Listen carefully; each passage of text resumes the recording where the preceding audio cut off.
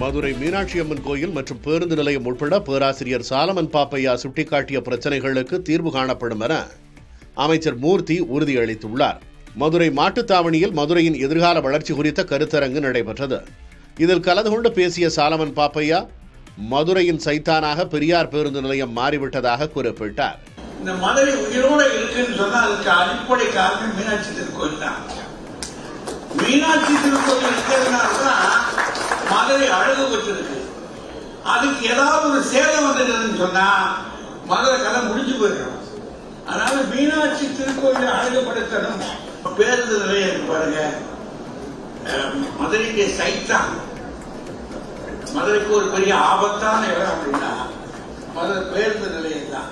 ஏன்னா அங்க ஏற்கனவே தெரியும், ஒரு 4-5 பக்கத்துல இருந்து தண்ணி வந்து குவியும்னு தெரியும். என்னென்னமோ ஸ்மார்ட் சிட்டின்னு ஒண்ணு கொண்டு வந்தாங்க. நான் நினைச்சேன் நிச்சயமா பதிலும், அது 8 வருஷம் மூடி கிடக்கு. அதற்கு பதிலளித்து பேசிய அமைச்சர் மூர்த்தி மதுரையில் நடைபெற்று வரும் மேம்பாட்டு பணிகள் குறித்து பட்டியலிட்டு விளக்கம் அளித்தார்.